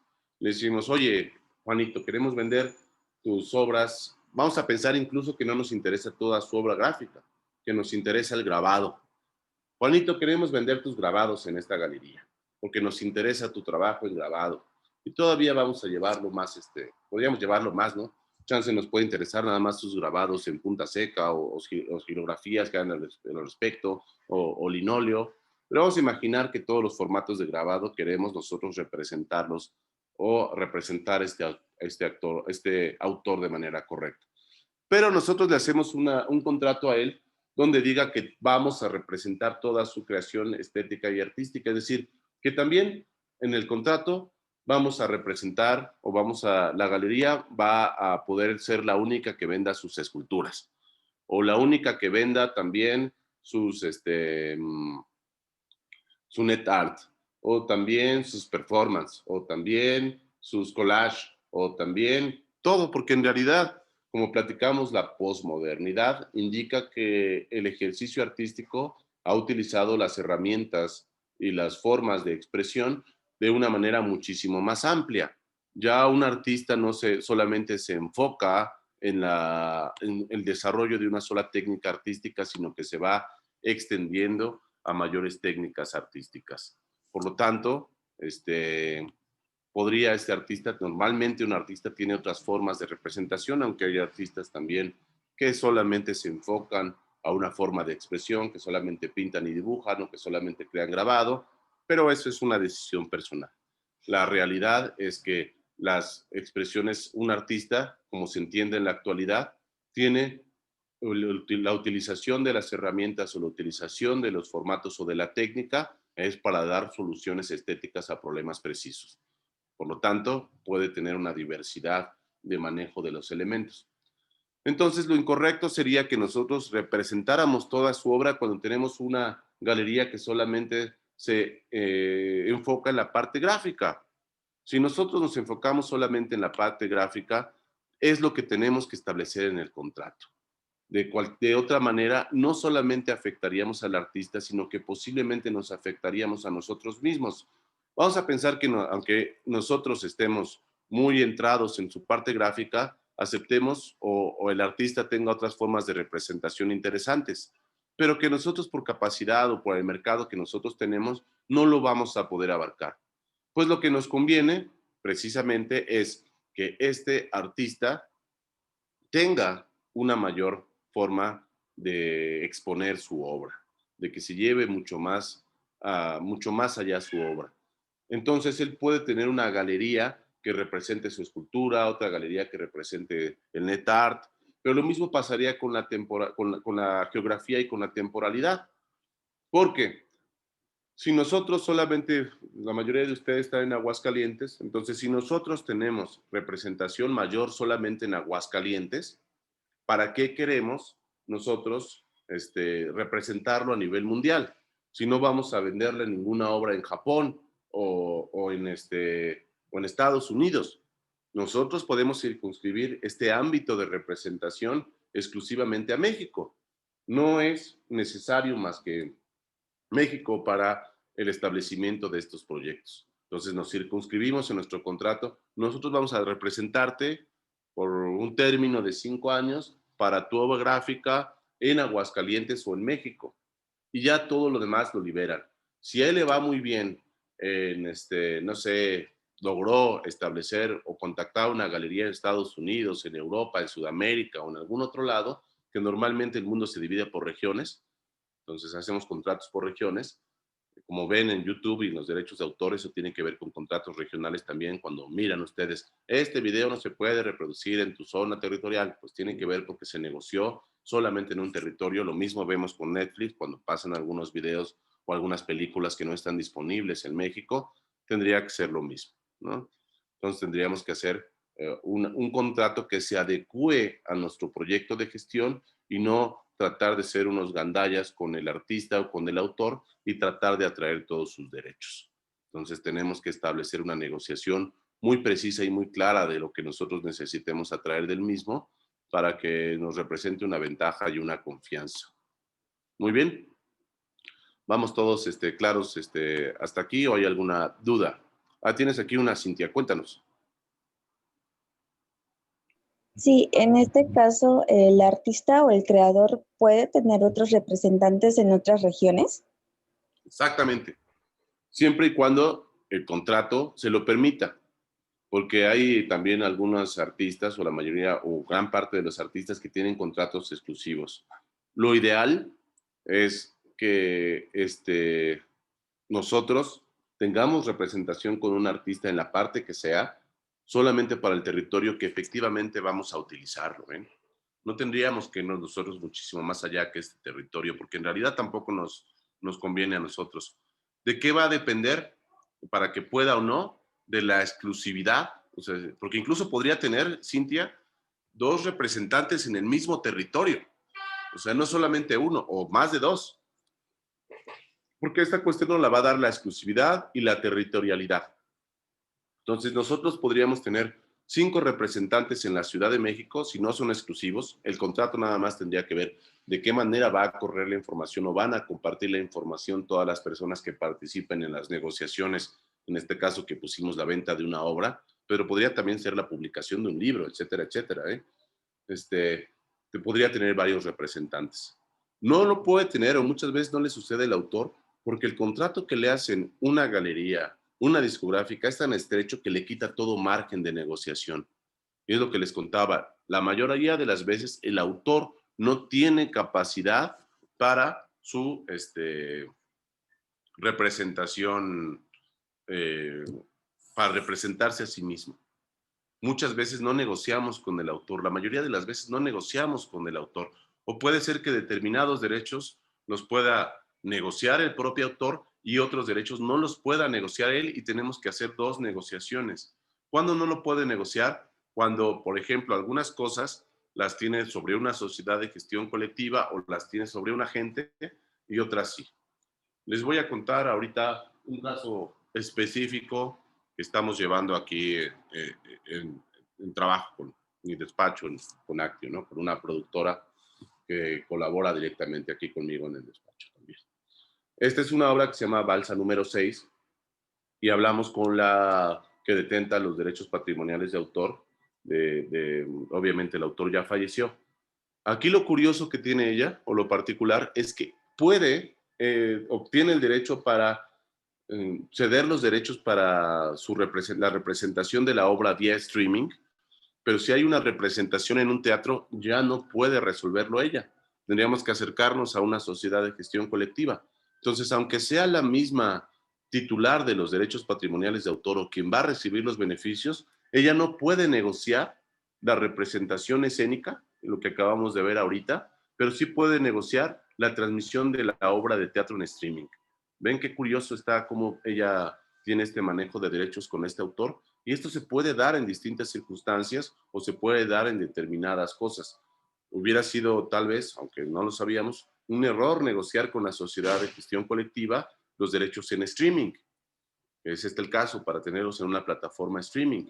Pero a su vez ella nos dice, si van a hacer una representación escénica con personas, es decir, van a cobrar boletos, se va a llevar a cabo una temporada y va a haber una representación escénica en México porque la titular de los derechos y tanto el autor son brasileños, tendrían que acercarse a la sociedad de gestión colectiva porque yo no tengo la capacidad de negociar esos derechos. Podré interceder, digamos, para lograr una negociación adecuada, pero los derechos o la titularidad de los derechos para una representación escénica con venta de boletos al público no los tiene. Entonces tenemos que hacer una adecuación para, en el caso de que esto suceda. Ahora, si llega a mezclarse, para que vean cómo todavía esto se puede ir enredando más, vamos a pensar que hay una representación escénica que se cobre en boletos, pero a su vez esa misma transmisión que se cobra en boletos y haya una cuestión presencial con público y con audiencia sentada en sus butacas, se esté transmitiendo vía streaming. Tendríamos que negociar con la sociedad de gestión colectiva los derechos para esta representación escénica y la venta de boletos en un teatro, y tendríamos que negociar con la autora para la venta de derechos en streaming. Y a su vez podría tener varios representantes por territorio. De ahí la importancia de la exclusividad o no la exclusividad, y de ahí la importancia de cómo nosotros vamos a llevar a cabo estos actos a este respecto. ¿Queda claro más o menos cómo podríamos negociar estos derechos y cuáles serían las ventajas y desventajas que nosotros podríamos tener para la aplicación de los mismos? Cintia. Sí, maestro, muchas gracias. Bueno, y los demás también, ¿no? Sé que está muy larga la resolución de las preguntas, pero insisto, este es un mini curso. Tomen en cuenta que esta es una especialidad jurídica que puede tomar varios meses, y aquí estamos tratando de ser muy compactos en el establecimiento de los conceptos y las preguntas que ustedes están llevando a cabo. Esto es ahorita como ven, la presentación que tratamos de hacer, eran pocas láminas y nos llevamos 3 días en más o menos abarcar lo básico. Ahorita solamente hemos visto lo básico en cuanto al derecho patrimonial, el derecho de autor.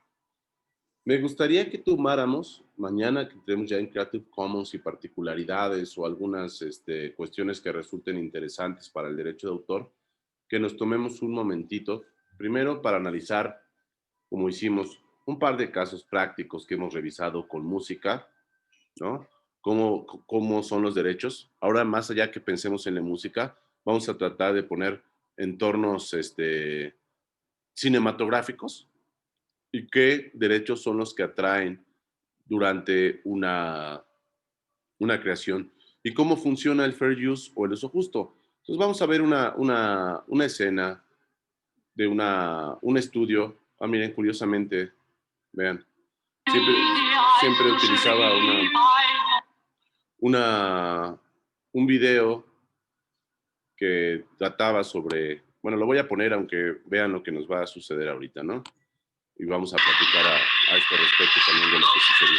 Esta es una película de Godard que se llama Band Apart, ¿no? Se los voy a compartir ahorita. Band Apart, hay una escena muy famosa en un café que tiene que ver con una coreografía, ¿no? Ya alcanzan a ver ustedes, ¿no? Aquí está la escena, vamos a mirarla.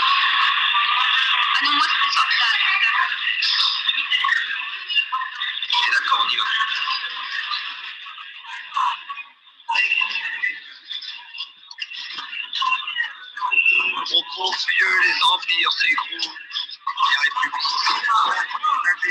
Bravo, monsieur Segalos, ça c'est du meuble.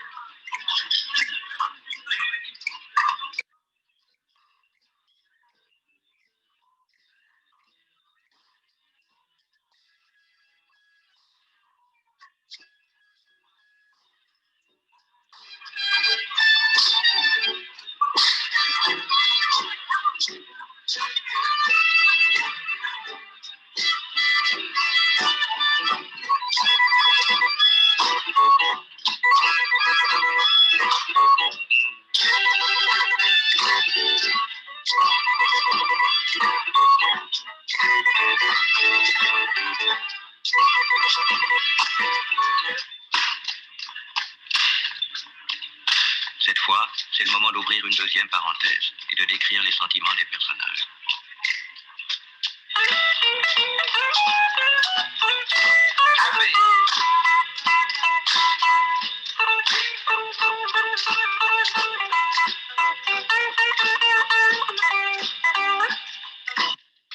Arthur regarde sans arrêt ses pieds, mais il pense à la bouche d'Odile, à ses baisers romantiques.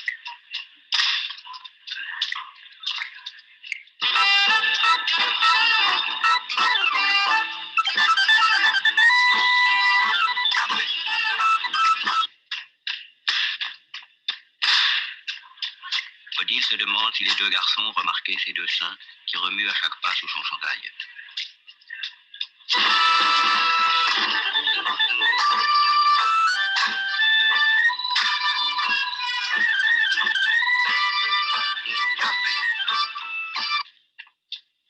Franz pense à tout et à rien.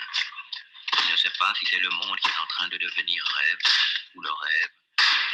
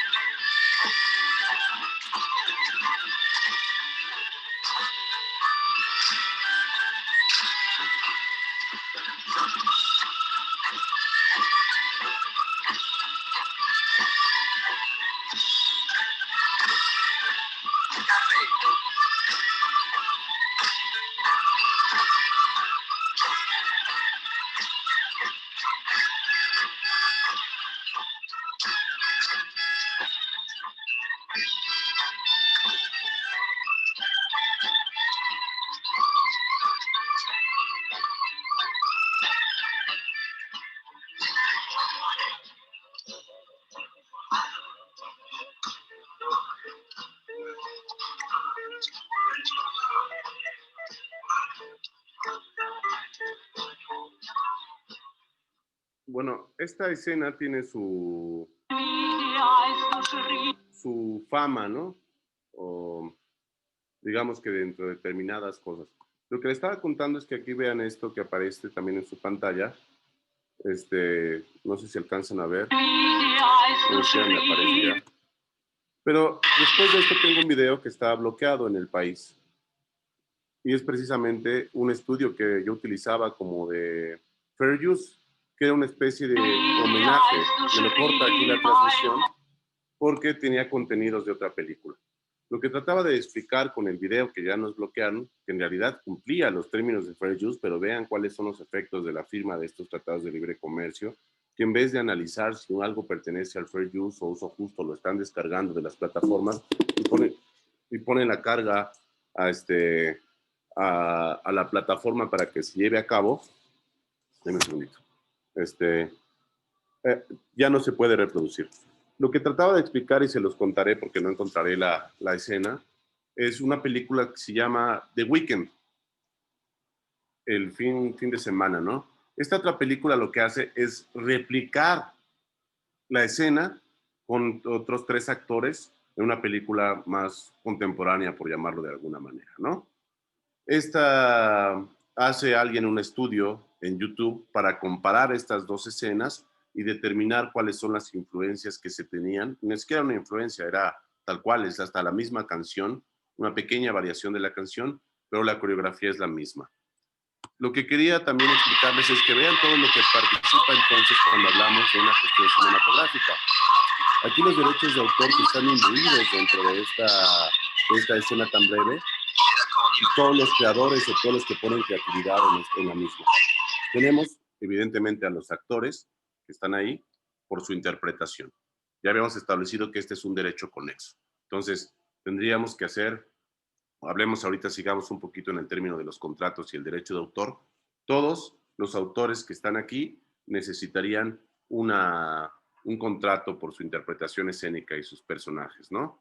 Segundo, todos los que aparecen como extras, que están apareciendo a cámara, los que ven en el café, nada es casual en el cine, todo está puesto y dispuesto. Necesitan firmar un contrato de uso de imagen también, porque todas las personas que están ahí tienen un derecho sobre la imagen. También dentro de esta escena o dentro de la película se entenderá que la sincronización musical, lo que van a escuchar de atrás de música, se tuvieron que haber cubierto los derechos de la sincronización de esta canción dentro de la película. Entonces tuvo que haberse establecido desde el productor atraer esos derechos de producción.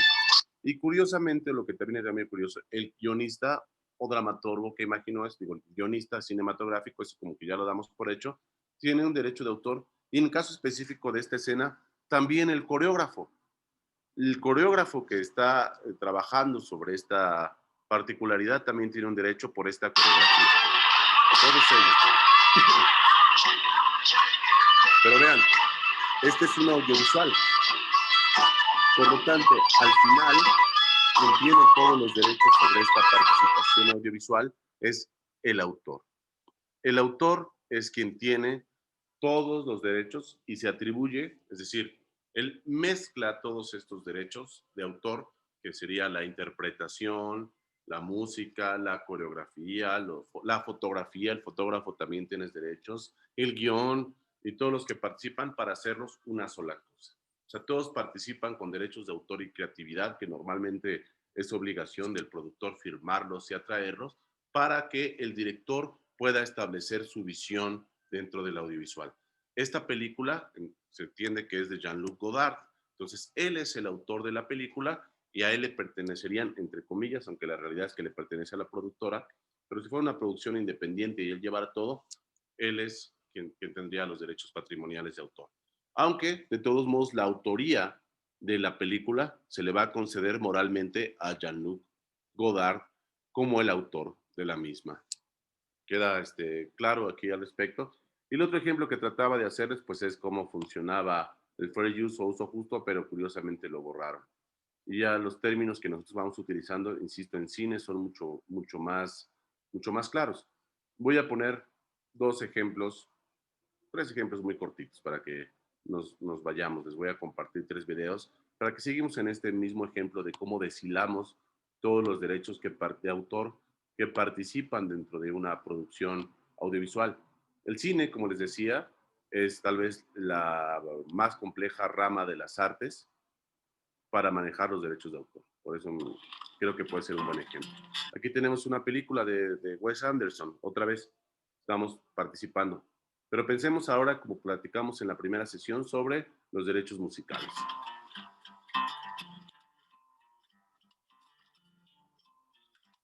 Girl fell in love, glad as I can be. And the girl fell in love, bad as I can be. But I think all the time, is she true to me? 'Cause there's nothing in this world to stop me worrying about that girl. I found out I was wrong. She was just too tough. I found out I was wrong. She just kept on lying. Now she tries to tell the truth, but I just can't believe. 'Cause there's nothing in this world to stop me worrying about that girl.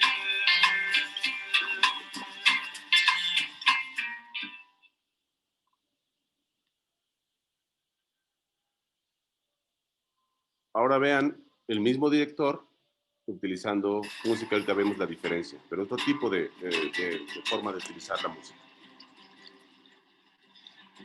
Seguir sem pintar. Eu não vi o seu filme. Não sou de jogar. Não bebo em pé. Não frequento bar.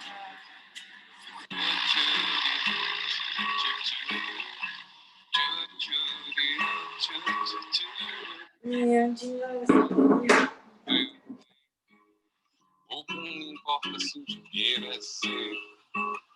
Quem vem sempre ele é legal. Passe a mão e pegue o que é seu. A maquiagem para o seu medo aparecer. 0 a 0 vitória. Você viu mudar. Não está só. Oh não, você não está só. Eu não vou deixar nem mesmo se você quiser. Venha me ver, o sol vai se pôr.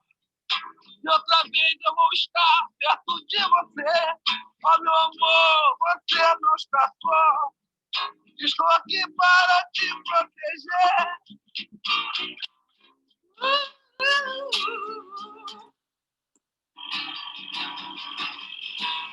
Faça filhas, se construa assim de vez.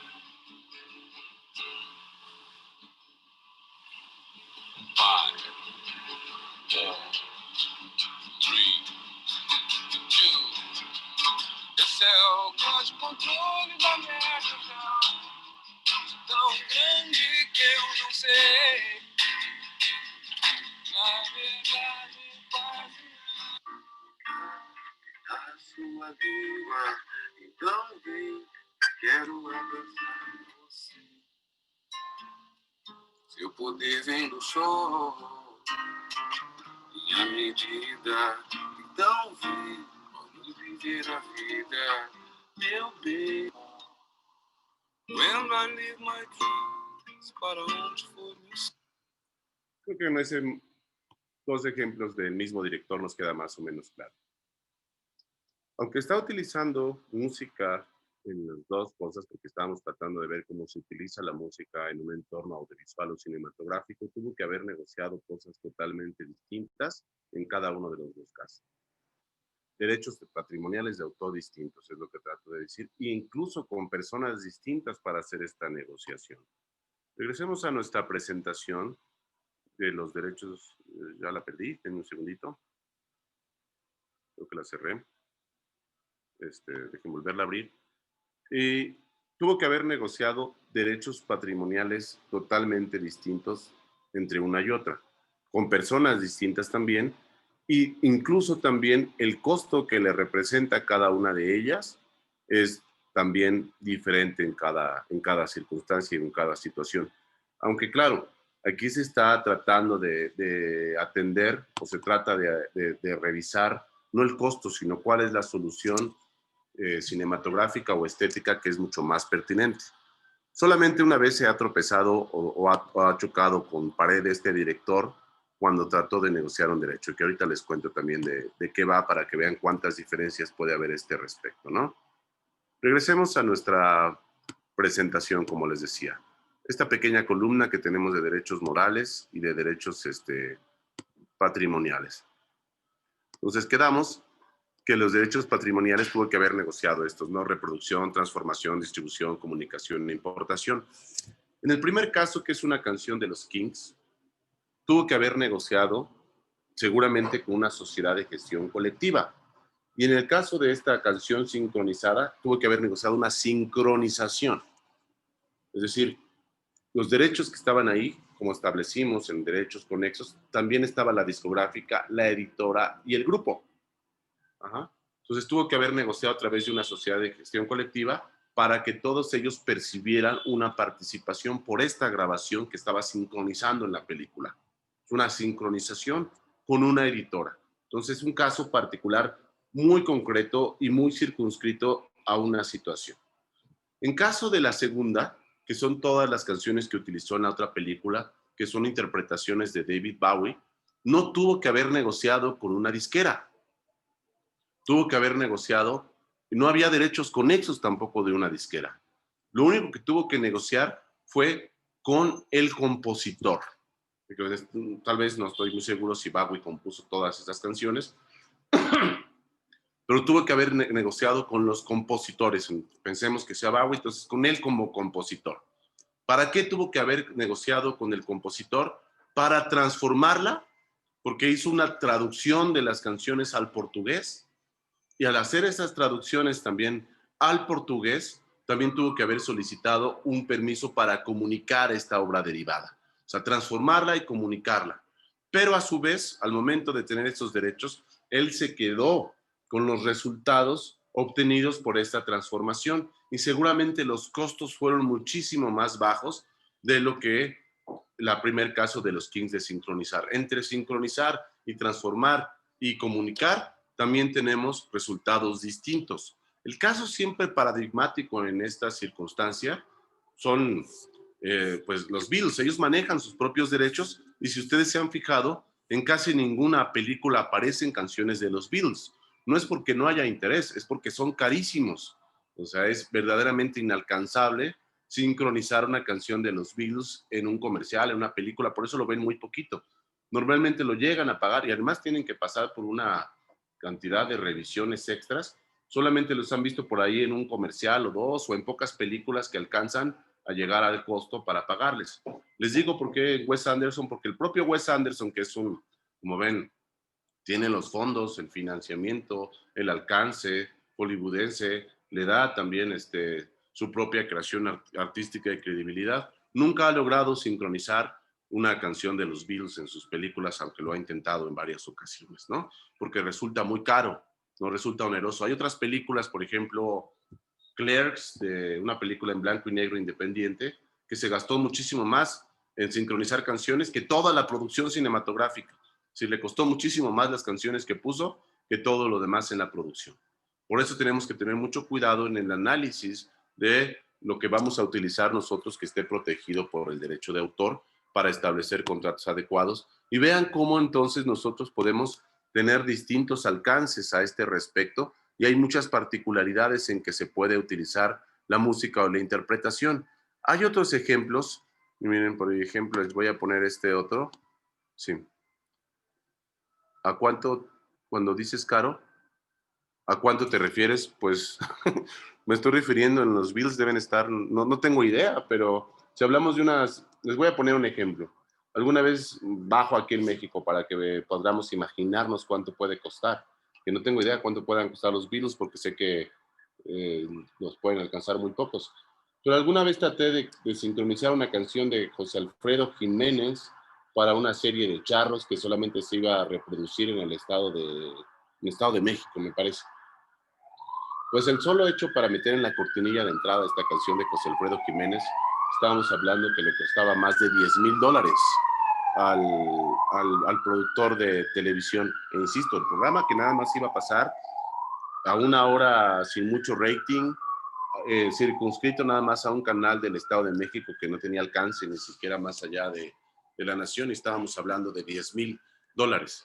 Entonces, y hay otras sincronizaciones que pueden resultar, insisto, desde ahí. Súbanle hacia arriba lo que puede costar esta sincronización de las canciones. ¿Cuánto nos referimos? No sé. Creo que Cuando la utilizan de estas canciones que les cuestan esa lana, pues ya de plano echan la casa por la ventana. Y seguramente es de las escenas más caras de la película. Hay una película palomera que la utiliza que se llama Ferris Bueller Day Off, no sé si la han visto. No recuerdo cómo le pasaron, un loco fin de semana, algo así le pusieron. Es una película palomera que trata de un chico que se va de pinta. Allí utilizan precisamente una escena de los Beatles, pero para aprovechar creo que ya el gasto hicieron todo un desfile y cerraron las calles de San Francisco. Y pasó todo ahí. O sea, tal vez la propia escena costó la mitad de la película, pero sí tengan precisión. Y además es mucho más caro utilizar canciones cuando son para publicidad. O sea, lo que paga, las que pagan más, por ejemplo, son las empresas de automóviles. Todas las canciones que ven cuando están vendiendo un automóvil o un coche, ya les pagan y les pagan bastante bien. Y hay casos también penados por la legislación distintos. El sound alike, por ejemplo, que es imitar la forma de componer o interpretar de un tercero. En legislaciones como la gringa está penado. En México hay una parte oscura del sound alike, que es decir, que suene muy parecido a alguien. Está penado en Estados Unidos. Si llega a demostrarse, se puede, insisto, reclamar por una vía legal. Ha habido muchos casos al respecto que se demandan a automovilistas, a empresas automotrices por utilizar sound alike, es decir, algo que se parezca. No estamos hablando de un cover, ¿eh? El sound alike es algo que nosotros podríamos confundir con otro autor. Y otra cosa que nosotros podríamos contemplar a este respecto, o muy interesante, lo que sucede en el caso del hip hop, ¿no? Cuando utilizamos nosotros sampleos. Los sampleos también tienen que ser pagados o tienen que ser cubiertos por la persona que está haciendo la canción. Como ven, tal vez su percepción, ahora que ven lo apretado que está la ley, la primera aproximación que tuvimos con los videos de Green Day, o el video con los Kings, o el video que vimos de Soda Stereo con Pescado Rabioso, o Lana del Rey con Radiohead, o tenemos algunos otros casos específicos que han tomado. No se salva absolutamente nadie de haber utilizado estas canciones. Tienen que haber cubierto una parte por lo que utilizaron.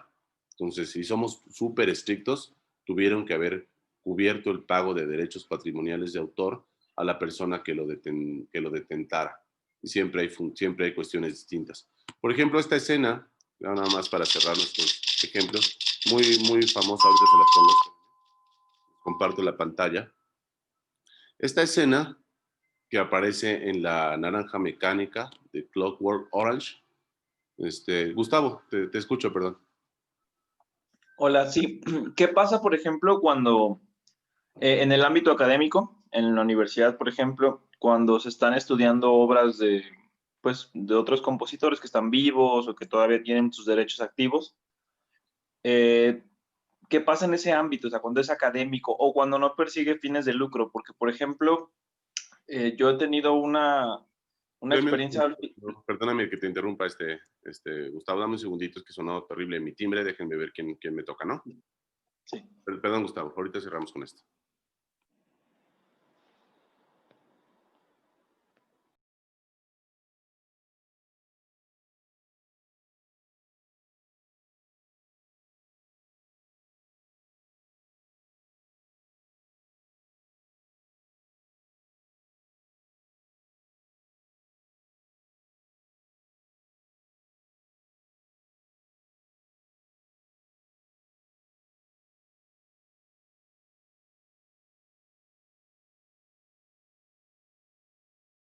Disculpen, parece que estuvo equivocado el tocar. Sí, te escucho, Gustavo. Entorno académico, cuando utilizamos obras de autores vivos para ejemplificar o para, supongo, establecer una cuestión, ¿no? Sí, por ejemplo, yo tuve una experiencia donde yo estuve tocando una obra en un semestre en la universidad y a través de Facebook me contactó la persona que tiene los derechos, ¿no? Fue muy amable, ¿no? Conmigo, o sea, solamente de hecho me sugirió cómo comprar la obra, ¿no? Y yo le dije que yo había comprado la partitura, que era realmente la cuestión para ella, ¿no? O sea, y yo le dije que yo tenía la música. y ya. Pero esa misma persona tuvo un problema más grande con otro amigo en el que él se iba a titular y entonces presenta un concierto de titulación con orquesta, etcétera, bla, bla, bla. Y pues creo que lo iba a grabar, o sea, lo iba a grabar y lo iba a subir a redes, pero está dentro del ámbito académico, que ese concierto de titulación es un requisito y no se usa ni el video, no se usaría ni el video, ni la grabación, ni nada para lucrar, pero sí recibió así como pues las amenazas de demanda, ¿no? Y este tipo de cosas. Y al final el chico pues no tocó la obra, o sea... Y no se tituló. No, no es cierto, no es cierto. Al final la sacó del programa visualmente, o sea, la sacó del programa de mano, pero sí la tocó y ya no, pero ya no apareció en el video, o sea, la quitó de todo. La tocó porque la tenía que tocar, porque era su repertorio, ¿no? Pero tuvo que desaparecerla, ¿no? A la vista de todos. Entonces, Sí. ¿qué pasa en esas circunstancias cuando es en el ámbito académico? Pues primero el ámbito académico es justamente lo que nos pasó ahorita. Nosotros estamos viendo ahorita fragmentos de películas, canciones y contenidos protegidos por el derecho de autor. Ajá. Entonces, estrictamente no estamos cometiendo ninguna ilegalidad porque es un entorno académico y estamos dentro de los límites del fair use o uso justo. Quedamos que ahora las interpretaciones en la actualidad tienden a apretar todo esto y que el titular quiere una participación, o la sociedad de gestión colectiva, o quien sea que tenga los derechos, una participación por hacerlo público, ¿no? Porque si nosotros no estuviéramos en un entorno académico, yo estoy pasando estos videos y estas películas, estrictamente podríamos incurrir en una ilegalidad para la propia ley. Sigue siendo complejo. Ahora bien, lo que pasa en el caso específico que nos estás dando es que sí no lo pudo haber subido a las redes sociales, tal vez, ¿no? Ahí tendríamos que ver hasta dónde llega el límite de la propiedad intelectual. Es decir, aquí estamos en un entorno académico. Al momento de trasladarlo a un entorno virtual, subirlo a Facebook, esta interpretación, subirlo a canales de YouTube, esta interpretación, y como es una parte central y no pertenece a un ensayo, podría entenderse que ya se desligó de la cuestión académica, ¿lo ven?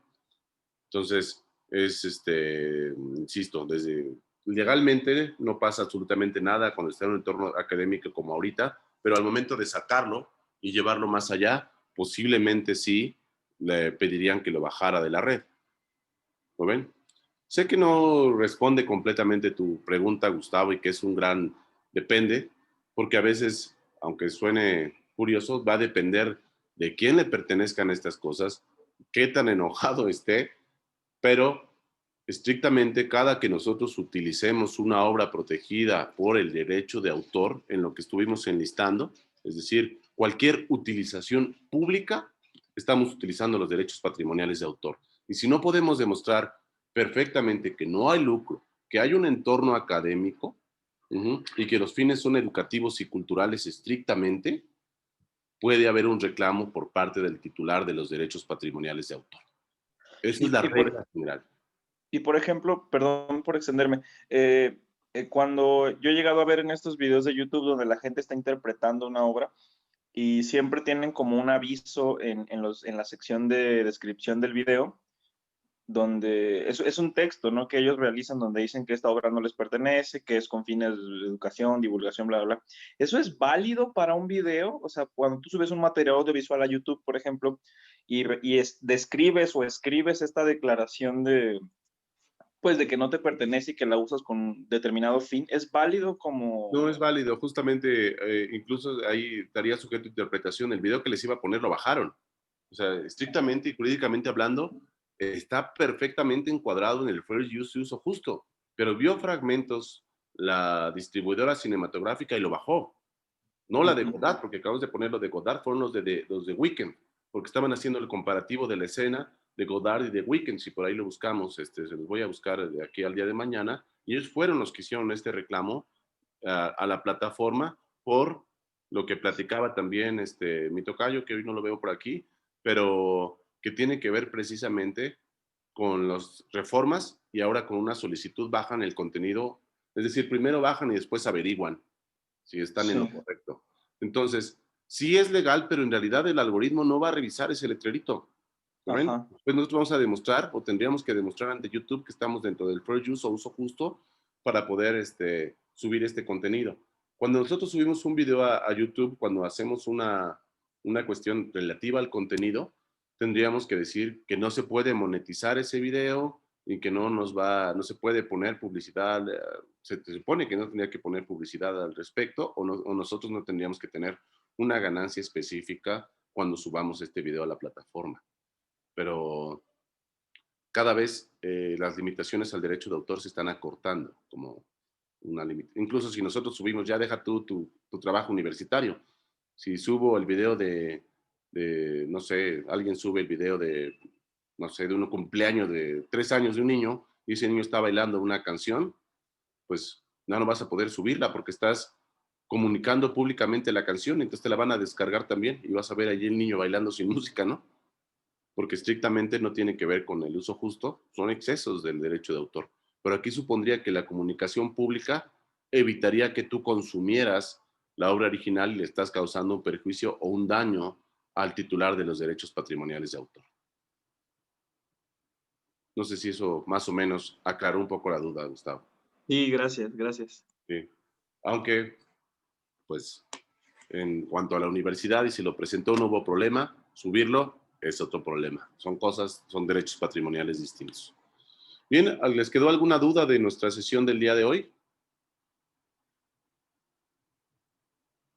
Todo bien, entonces. Raquel, no sé si hay alguna palabra de despedida. Nos despedimos ya de la sesión del día de hoy. Mañana tenemos la última sesión para ver ya algunas cuestiones particulares. Veremos algo de uso de imagen, veremos ejemplos específicos sobre utilización de derecho de autor. Y chance nos metemos al terreno, porque no está de más, aunque no está tan contemplado en lo que estamos mirando aquí, pero chance miremos un poquito de marcas.